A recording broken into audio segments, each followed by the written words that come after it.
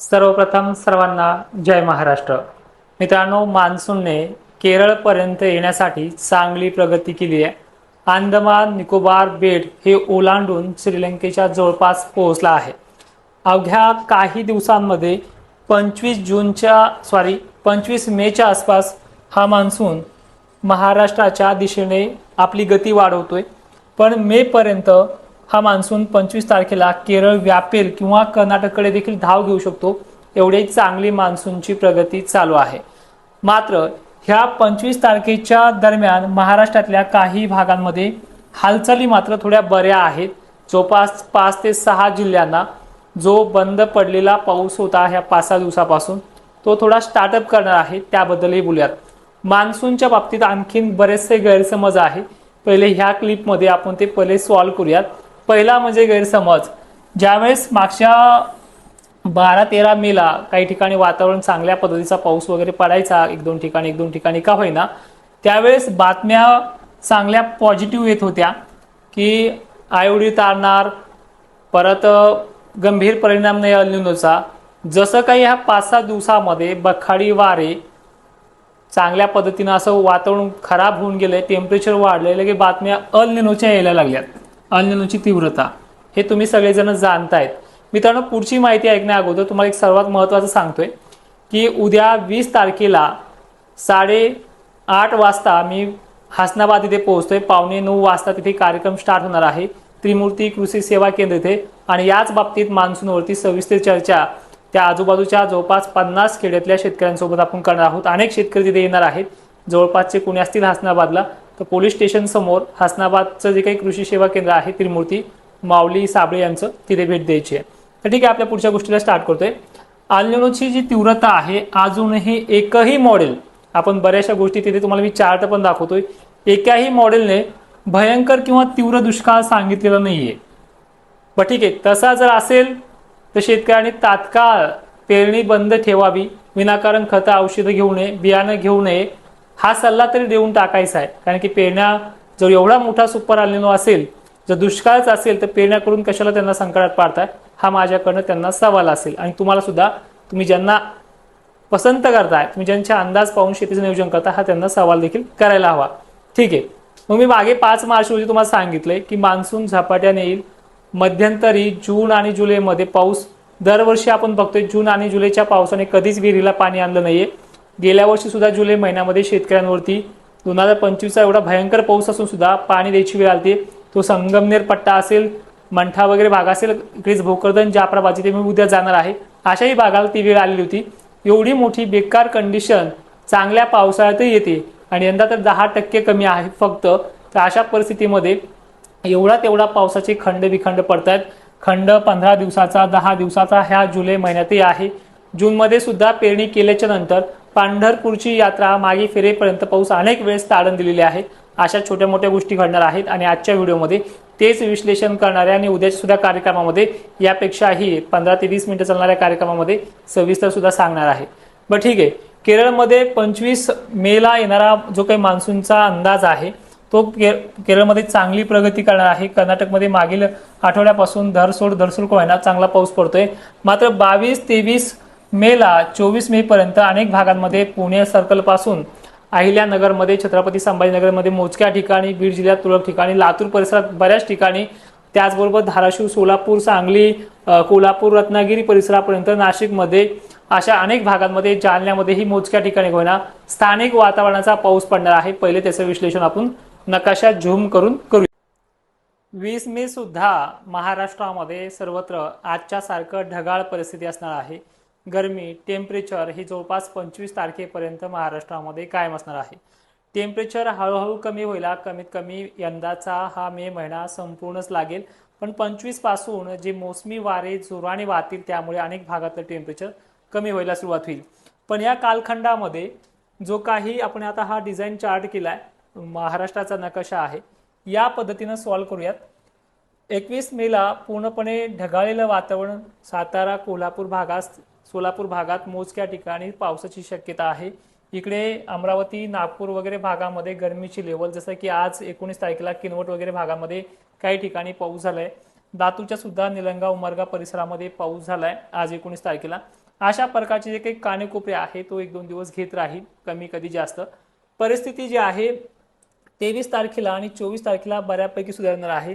तत्पूर्वी 22 तारखेला म्हणजे परवाच्या दिवशी हा जो काही पुणे सर्कल पट्टा आहे, पुण्यामध्ये म्हणजे सगळाच भाग नव्हे, तर पुण्याचा काही पश्चिम पट्टा आहे, उत्तर पट्टा आहे ते, त्याचबरोबर सांगली, सातारा, सोलापूर, लातूरपर्यंत काही भागांमध्ये मजल आहे.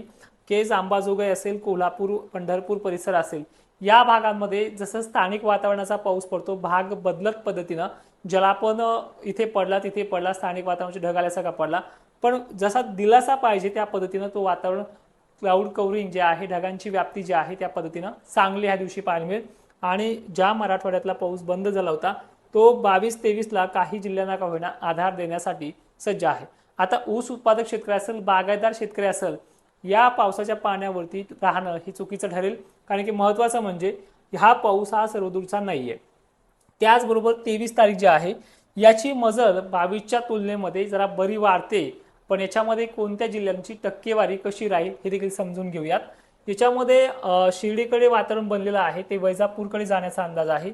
नाशिक जिल्ह्यातही वातावरण यावेळी बऱ्यापैकी बनू शकतं, पण नाशिकचा इगतपुरी, चांगतपुरी, थोडफार येवल्यामध्ये, मालेगावच्या सुद्धा पश्चिम साईडला 1-2 ठिकाणी आणि ढगांची वाऱ्याची तीव्रता जर थोडी अशी नसली तर हे वातावरण हे दाबलं जाईल, म्हणजे संभाजीनगरच्या अलीकडपासूनच रोखलं जाईल. इकडे भोकरदन, जाफराबाद वगैरे भागांना इथे फक्त ढगाळलेल्या परिस्थिती राहील, 1-2, 4 दिवशी थोडी ढगातून पडे अपेक्षा ठेवणं चुकीचं ठरेल. पण हा जो काही पुणे सर्कल आहे, आयल्या सर्कल आहे, या भागामध्ये ठिकठिकाणी वळीवाचा जसा पाऊस पडतो त्या पद्धतीनं होण्याचा अंदाज आहे. अहिल्यानगर, श्रीगोंदा पट्टा, पंढरपूर, सातारा, सोलापूर, लातूर पर्यंत आहे. बीडमध्ये सुद्धा काही ठिकाणी आहे. धाराशिवमध्ये सुद्धा या 23 तारखेचा पाऊस राहण्याचा अंदाज आहे. 23 तारीखचं वातावरण जे आहे हे व्याप्तीच्या बाबतीत जर बघितलं आपण तर 15%, 10% एवढी टक्केवारी आहे. पण अहिल्यानगरच्या बाबतीमध्ये जर पाहायला गेलं, हा जो पट्टा आहे ह्या 23 तारखेला व्याप्ती काही ठिकाणी 20% वरती जाऊ शकते. वारं याच्यामध्ये आहे, त्यामुळे थोडाफार जरी ढगांचा डायव्हर्टिंग झाली तर नांदेडपर्यंत इकडे मजल मारू शकतो, एवढं याच्यामध्ये आहे.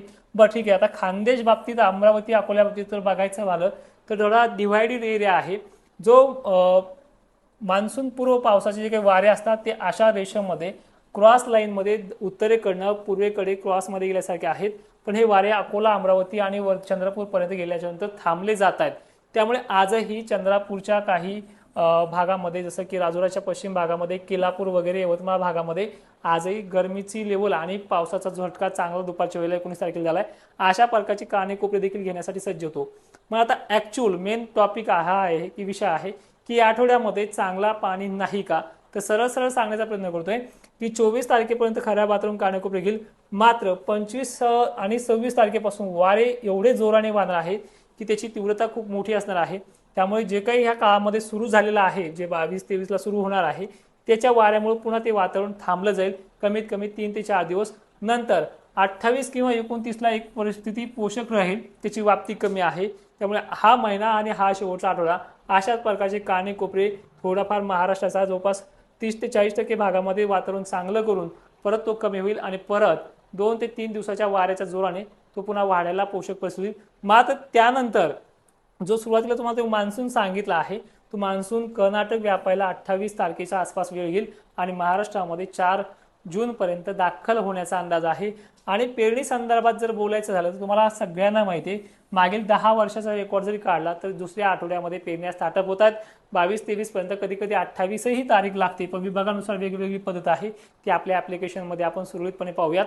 आणि जाता जाता एवढीच विनंती करेल की झाली एकदा चूक 14 आणि 15च्या अंदाजाला, परत परत ती होणार नाहीये. पण एक विनंती मात्र आहे, त्यामध्ये तुम्ही मला खूप काही शिकवलं आहे. आपण ज्या लोकांकडनं एकही रुपये न घेता काम करतो, ह्या लोकांसाठी किती विश्वास द्यायचा आणि किती नाही हे तुम्ही मला चांगल्या पद्धतीने शिकवल्याबद्दल तुमचे आभार व्यक्त करतोय. सोशल मीडियावरती माझे व्हिडिओ रिस्कफुल नसणार आहेत, म्हणजे जेवढं सांगायचं 4 दिवसाचं 8 दिवसाचं तेवढेच मीडियम पल्ल्याचे अंदाज सांगणार आहे. लॉंग टर्म बाबतीत तुम्हाला मी मागे पण सांगितलंय की आता मला तितकी ताकद राहिलेली नाहीये की जेवढी तुम्ही मला प्रोत्साहन द्यायचे. एक अंदाज चुकला म्हणून तुम्ही खूप पाण्यात बघितलं, पण आता तुम्हाला सरळ सरळ सांगतोय, तुम्ही आतापर्यंत जेवढे अंदाज पाहिले असतील त्या अंदाजावरती भरोसा ठेवा की नका ठेवू, हा तुमचा भाग आहे. पण सर्व शेतकऱ्यांना एक विनंती आहे की जर एक अंदाजाने झालेलं नुकसान सहन करण्याची ताकद नसेल तर आजपासून आजच्या या 19 मे पासून माझे अंदाज पाहणं चक्क बंद करा. कारण की सरळ सरळ सांगतोय, सिस्टमनुसार आणि दिलेल्या माहितीनुसारच मी हे कंडिशन करतोय. मी एकटाच 14-15ला फेल गेलो नाही, तर जवळपास महाराष्ट्रात जेवढे काही सांगतायत IMD सुद्धा, त्यानंतर मोठे मोठे संस्था सुद्धा फेल गेल्या ह्या 14 आणि 15ला. त्यामुळे मी जास्त मनावर का घेतलंय, कारण की एखादा अंदाज ठीक आहे, माणूस आहे, एखादा अंदाज मागे पुढे होतोय, पण ह्या गोष्टीकडं शिवी द्यायच्या लेवलपर्यंत आपली भाषा गेली. त्या 4-5% पाहून मी 95% नुकसान नाही करत, पण दादा हिंमत मात्र राहिली नाहीये. त्याबद्दल तुमची मी माफी मागतोय आणि आजपासून पुढे अशाच पद्धतीने तुम्हाला डिजिटल बोर्डावरती विश्लेषण करण्याचा प्रयत्न करेल, पण लॉंग टर्म अंदाज नाही. पेरणीचा निर्णय IMD शासकीय हवामान खात्याच्या अंदाजानुसार करा. आणि जे शेतकरी ॲप्लिकेशनमध्ये आलेत त्यांना मी माझा भरोसा जसा गेल्या वर्षी दिलाय तेवढा देत राहील. ॲप्लिकेशनवरती याच किंवा ते डाउनलोड कराच हा माझा हेतू नाही. तुम्हाला शक्य आणि गरज वाटली असेल तर तेच या. आणि ॲप्लिकेशनवरती चार्जेस मात्र आहेत, ते सिक्युरिटी चार्जेस आहेत. ते 12 महिन्यासाठी फक्त 200 रुपये फी ठेवलेली आहे. तर काही ठिकाणी काही विभागात नाही, मोर्चा काढलेल्या भागात 50 रुपये एक्स्ट्रा लावले आहेत. बाकी याच्या पलीकडे तिथे काहीच नाही आहे. तर जय शिवराय, धन्यवाद.